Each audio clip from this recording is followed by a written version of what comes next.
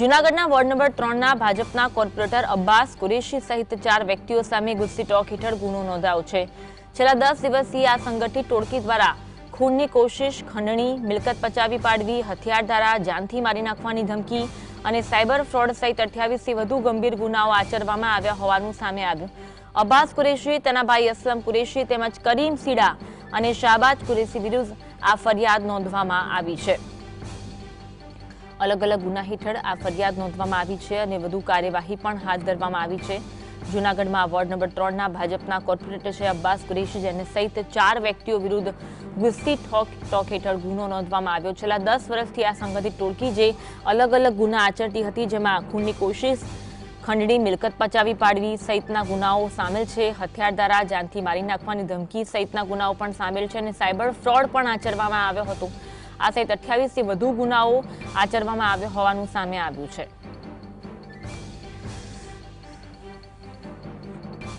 આજ અંગે વધુ વાત કરીશું। સંવાદદાતા હિરેન અમારી સાથે લાઈવ જોડાયા છે। હિરેન, જૂનાગઢ વોર્ડ નંબર 3ના ભાજપના કોર્પોરેટર છે અબ્બાસ કુરેશી, આ સહિત 4 વ્યક્તિ વિરુદ્ધ ગુસ્સી ટોક હેઠળ ગુનો નોંધાયો છે, વિગત જણાવશો?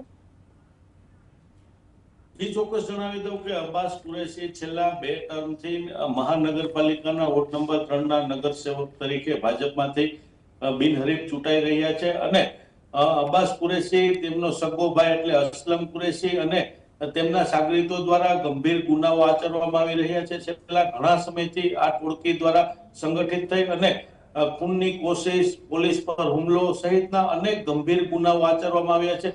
તાજેતરમાં જ અબ્બાસ કુરેશી જે કોર્પોરેટર છે તેનો સગો ભાઈ એટલે કે અસલમ કુરેશી વિરુદ્ધ મ્યુલ એકાઉન્ટની ગંભીર જે ખાતામાં પૈસા લાવવાની બનાવની ઘટના હતી, તે ઘટનાની અંદર અસલમ હાલ જેલ હવાલે છે અને અબ્બાસ કુરેશી સહિત જે અન્ય 3 શખ્સો છે તેની પોલીસે હાલ ધરપકડ કરી લીધી છે। પોલીસ દ્વારા સંગઠિત ગુના આચરતી ટોળકી છે તેનો મુખ્ય સૂત્રધાર એટલે કે ભાજપનો નગરસેવક અબ્બાસ સેવક છે, અબ્બાસ કુરેશી છે, તેની ધરપકડ કરી અને વધુ તપાસ હાથ ધરી છે। પોલીસ દ્વારા દરેક લોકોને અપીલ પણ કરવામાં આવી રહી છે કે અબ્બાસ અને તેના ભાઈ સહિતની જે સંગઠિત ટોળકી છે તેના દ્વારા કોઈને પણ હેરાન કરવામાં આવ્યા હોય, ધમકી આપી, મિલકત પડાવી લીધી હોય, કોઈની પાસે પૈસા પડાવ્યા હોય, જમીન પડાવી લીધી, આવા કોઈ પણ ગુના આચર્યા હોય તો તે અંગેની પોલીસને માહિતી આપવામાં આવે અને પોલીસ આ તમામ શખ્સો છે તેની સામે કાર્યવાહી કરવા દાવો કરી રહી છે। પરંતુ કહી શકાય કે ભાજપ દ્વારા જે નગરસેવક છે તેની સામે શું પગલાં લેવામાં આવશે, તેને ભાજપના સભ્યપદેથી દૂર કરવામાં આવશે કે કેમ, તે પણ એક મોટો સવાલ છે। જી બિલકુલ, આટલા બધા ગુના જ્યારે આચરવામાં આવ્યા છે અને પણ ભાજપના કોર્પોરેટર સહિત 4 વ્યક્તિઓ દ્વારા, તો અગાઉ કોઈ આમના વિરુદ્ધ કાર્યવાહી થઈ હોય એવી બાબત સામે આવી છે ખરી? આ જે સંગઠિત ટોળકી છે ને તેના જે મુખ્ય ગુનેગાર છે અબ્બાસ કુરેશી, તે ગત ટર્મમાં પણ ભાજપના જ વોર્ડ નંબર 3ના નગરસેવક તરીકે હતા। ફરીવાર હમણાં જ જે મહાનગરપાલિકાની ચૂંટણી યોજાઈ તેમાં પણ ભાજપે તેને ટિકિટ આપી અને તેઓ બિનહરીફ ચૂંટાયા હતા।